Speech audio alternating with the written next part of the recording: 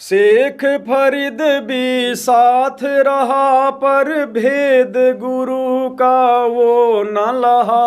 शेख फरीद भी साथ रहा पर भेद गुरु का ना लहा। शेख फरीद भी साथ रहा पर भेद गुरु का वो न लहा। शेख फरीद भी साथ रहा पर भेद गुरु का ना लहा। एक समन भगत भी अजब हुआ पर निर्धनता ने फांस लिया। एक समन भगत भी अजब हुआ पर निर्धनता ने फांस लिया। उस भगत ने पाड़ा जीत लिया सतगुरु को गोविंद मान लिया। उस भगत ने पाला जीत लिया सतगुरु को गोविंद मान लिया। शेख फरीद भी साथ रहा पर भेद गुरु का वो न लहा। शेख फरीद को परमात्मा ने अपने साथ में रखा, लेकिन भाइयों और बहनों अंत समय तक गुरु का भेद कि गुरु ही परमात्मा होता है, गुरु ही सारी सृष्टि का साहिब है, ये भेद वो शेख फरीद भी अपने गुरु जी के साथ रहकर भी नहीं लगा पाया, नहीं जान पाया, अपने गुरु को नहीं पहचान पाया और मानुष ही माना। और गुरु को मानुष मानने के चलते भाइयों और बहनों उस आत्मा का भी पूर्ण मोक्ष नहीं हुआ, उद्धार नहीं हुआ। आज आप और हमारे ऊपर दया करी गुरुदेव ने।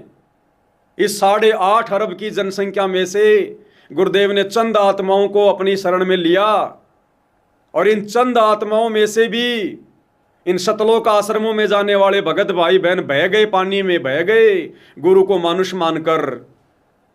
ये कार्य, ये दुनिया भर का पाखंड, ये आडंबर, ये नचनिया, ये गवैया, ये राजनीति, ये गुंडों की सीबीआई जांच, ये वही करवा सकता है जिसको गुरु में परमात्मा दिखाई नहीं दे रहा, जो गुरु को हल्के में ले रहा है। तो आज गुरुदेव ने हम सत्सेवक भाई बहनों के ऊपर रजा करी, अपने आप को परमात्मा मनवाया, अपनी पहचान करवाई। कितना बड़ा एहसान है गुरुदेव भगवान का। तो कहते हैं शेख फरीद भी साथ रहा पर भेद गुरु का वो ना लहा।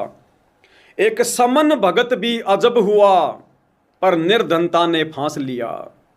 समन कितनी गजब की आत्मा थी परमात्मा की, इकलौता बेटा और अपने गुरु की इज्जत के लिए उसका शीश काट दिया।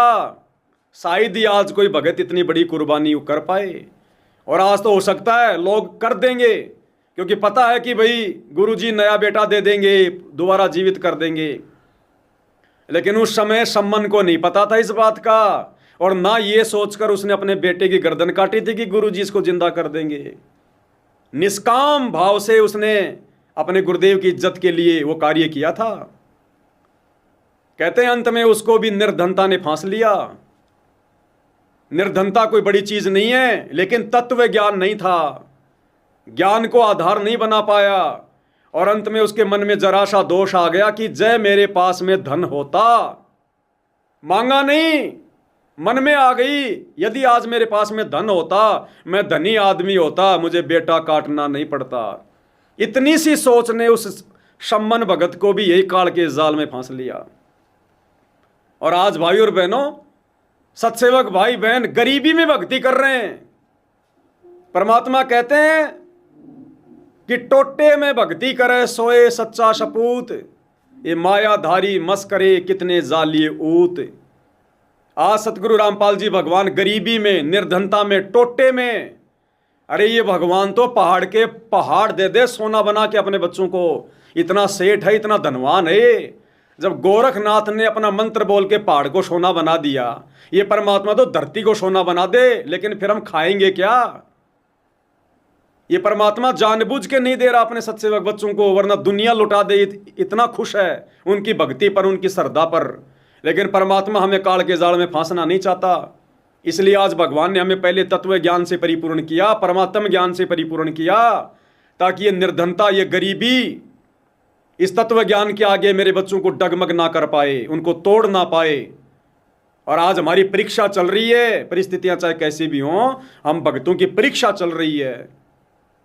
और सतगुरु हमें हिम्मत देते हैं आगे से आगे बढ़ने की, सदगर्म करने की। तो कितनी बड़ी दया, कितनी बड़ी मेहर पूज्य गुरुदेव भगवान की, जो आज परमात्मा ये भक्ति रूपी पाड़ा आप और हमसे फतेह करना हुआ देखना चाहते हैं। ये भक्ति रूपी पाड़ा परमात्मा आज हमें जिता रहे हैं। और जीतेगा कौन? जिसने सतगुरु को गोविंद मान लिया, जिसने सतगुरु को भगवान मान लिया।